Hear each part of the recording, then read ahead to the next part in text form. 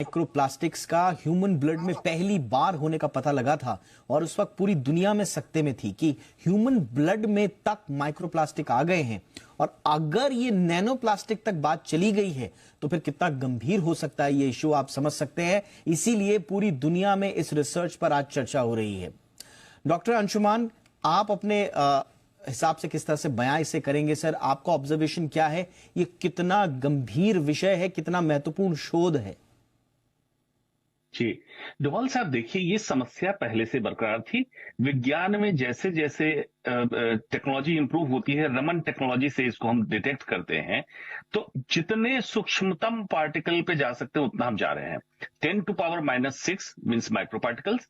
इसको जब ढूंढा तो पता चला human stomach has become ocean of plastic, मतलब पेट के अंदर जमा हुआ और कुछ फ्रेगमेंट टूट के गए हो, जिसको हमने पहले 2022 की रिपोर्ट आपने कही डिटेक्ट हुआ। अब टेक्नोलॉजी और इंप्रूव हुई, अब हो गया 10⁻⁹, मतलब माइक्रोप्लास्टिक से 1000 गुना छोटा पार्टिकल इसका आपने निकाला। 3 बैरियर है हमारे शरीर में जिससे प्रमुख तौर पे ये प्लास्टिक अब्जॉर्ब होते हैं। स्किन के थ्रू, जब इंसान कुछ खाता है तो स्टमक मतलब इंटेस्टाइन की लाइनिंग के थ्रू, और जब श्वास लेता है तो फेफड़े के थ्रू। और ये सर्कुलेट होके आपके हार्ट में, ब्रेन में, जिसमें बैरियर लगा हो, एक तरह से फिल्ट्रेशन होता है जो इन चीजों को जाने नहीं देता था। लेकिन 10⁻⁹ का नैनो पार्टिकल उसको भी क्रॉस कर गया, हार्ट अटैक बढ़ाया, स्ट्रोक बढ़ाया।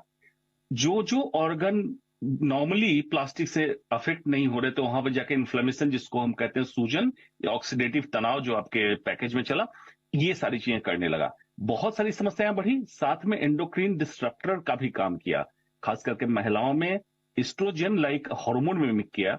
ब्रेस्ट कैंसर, एंडोमेट्रियल कैंसर, इसके केसेस बढ़ रहे हैं, बहुत तेजी से बढ़ रहे हैं।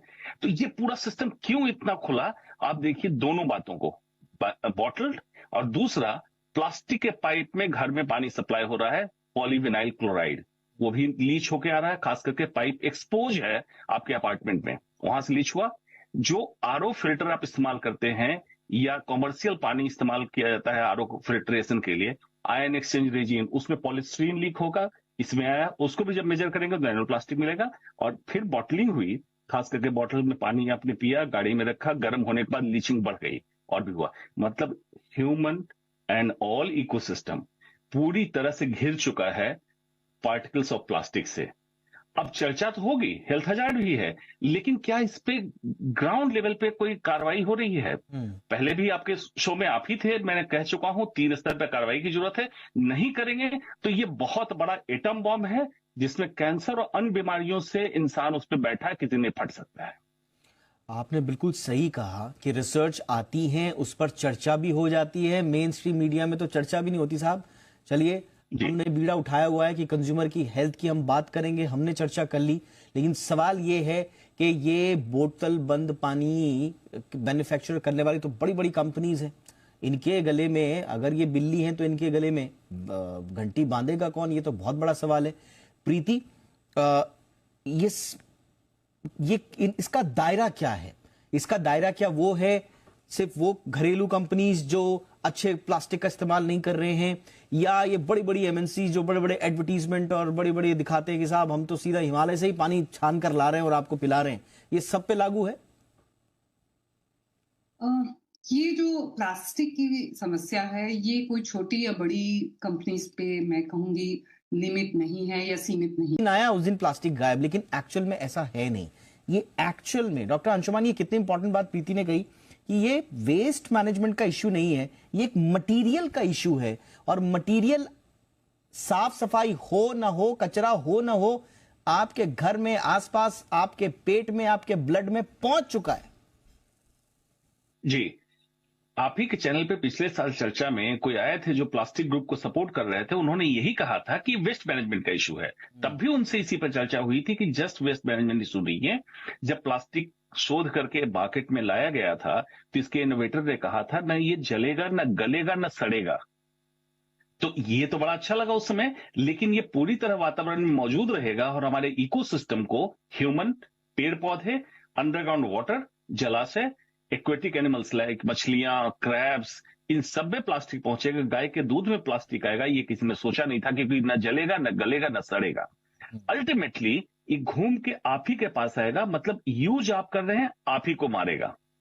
ये आप सोच रहे होंगे वातावरण का कचरा, लेकिन वातावरण का कचरा नहीं है। जितना आप फेंकेंगे थ्रो बैक आपके ऊपर होगा, और 200 से 1200 साल इसका डिग्रेडेशन लाइफ है। तो सोच लीजिए, एक पीढ़ी नहीं अनेकों पीढ़ियां बर्बाद हो जाएंगी। अंदाजा नहीं है आप लोगों को। ऑलरेडी प्रदूषण से लेकर सारी समस्याएं, उस पर प्लास्टिक का एक्वायर्ड बर्डन है। इतनी जरूरत नहीं है हमें इस तरह के इंसुलेटिंग मटेरियल का जितना हम इस्तेमाल कर रहे हैं। आपने बहुत सही बोला। और मैं बड़ा हैरान हूं, आपकी मेमोरी बड़ी शार्प है, आपको पिछले शो का सब कुछ याद है। मुझे लगता है आपसे ज्यादा प्लास्टिक मैं कंज्यूम कर रहा हूं और मेरे दिमाग में जा रहा है, मुझे चीजें याद नहीं रह रही हैं। बट बहुत इंपॉर्टेंट आपने उद्धृत किया। वाकई में जो उस समय प्लास्टिक के पैरोकार महाशय जो आए थे, उनका भी यही कहना था। और जब आप कह रहे हैं, डॉक्टर अंशुमान ने जैसा कहा कि कचरा जो आपके आसपास दिख रहा है, अगर आपको वो दुश्मन लग रहा है, तो फिर डॉक्टर अंशुमान की एक बात फिर याद रखिए, ये पाइप से जो आपके घरों में जो पानी की सप्लाई हो रही है, वहां से आ रहा है। जो फिल्ट्रेशन, जो बड़े बड़े प्लांट्स हैं, वो वहां से आ रहा है।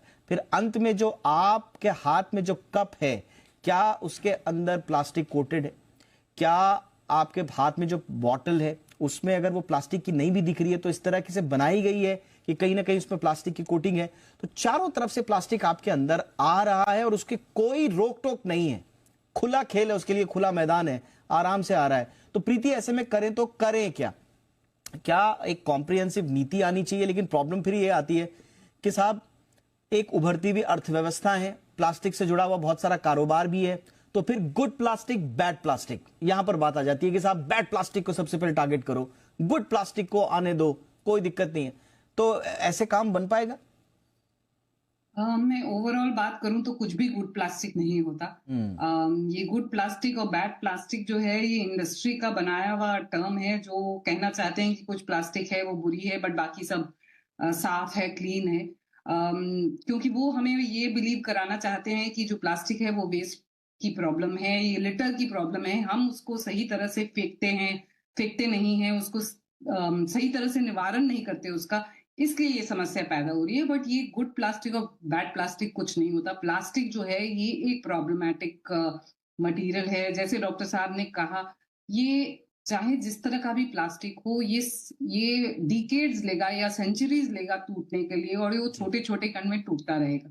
तो हमने जितना हम इसका इस्तेमाल कर रहे हैं, ये आगे वाली पीढ़ियों को उतना ही हम पॉइजन कर रहे हैं, क्योंकि ये सारे हमारे हवा में, हमारे पानी में, हमारे सॉइल में सब तरह से ये मिक्स हो चुका है।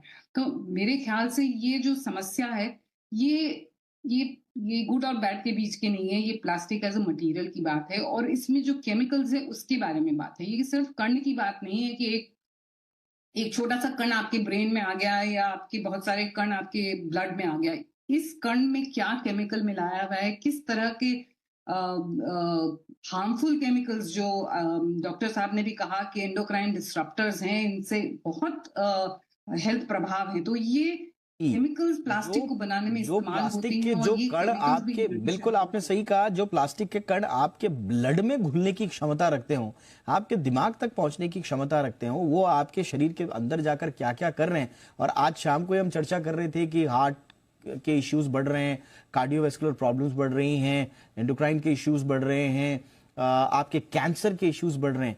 तो अगर इसके लिंक, स्टैब्लिश्ड लिंक हैं प्लास्टिक के साथ, तो दुनिया की सरकारें क्या कर रही हैं, ये मेरी समझ से परे है। आप इस समय के डेवलपमेंट के लिए फ्यूचर से खिलवाड़ क्यों कर रहे हैं? जो आपका फ्यूचर बर्बाद करने की गारंटी लेने वाला मटेरियल है, आप उसके साथ भी अभी भी अगर ये तोल मोल कर बोलने की कोशिश कर रहे हैं, तो मुझे लगता है कि आने वाली पीढ़ियों के साथ ये अन्याय है।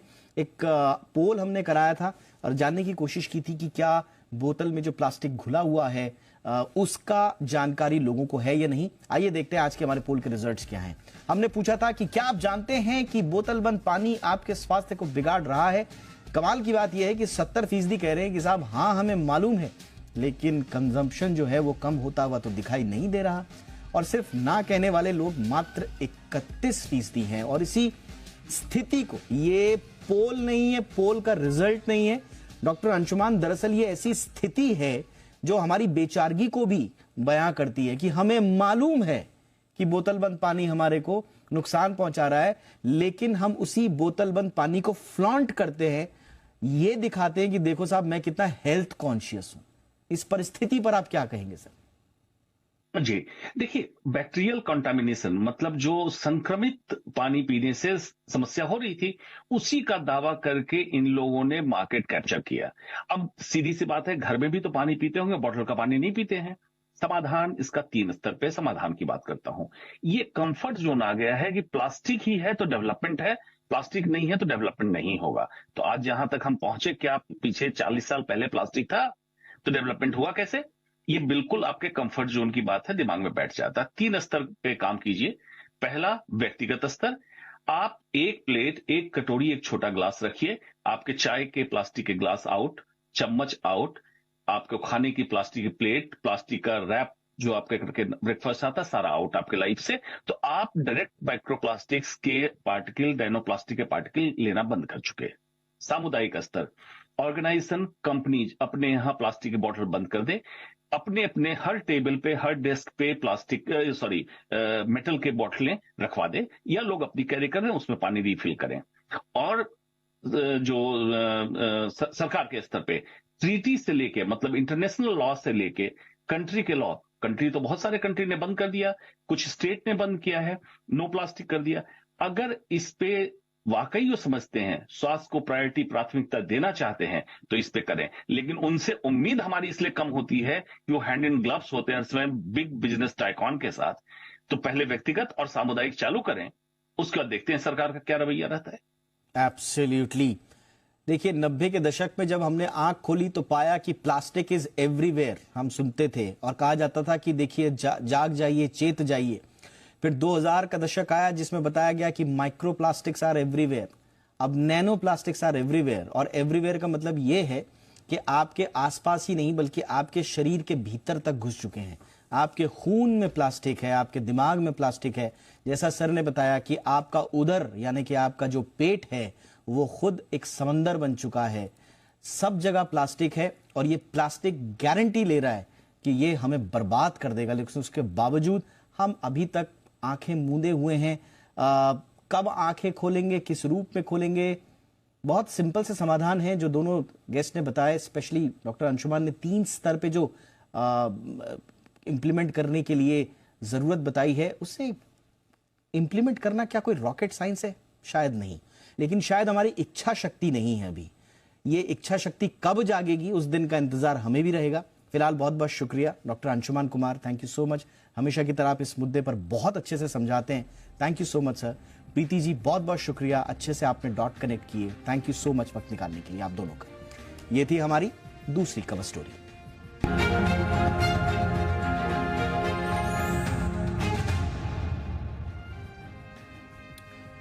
एक छोटा सा ब्रेक के उस पार बिजनेस से जुड़ी तमाम खबरें जो दिन भर सुर्खियों में रही, फटाफट अंदाज में।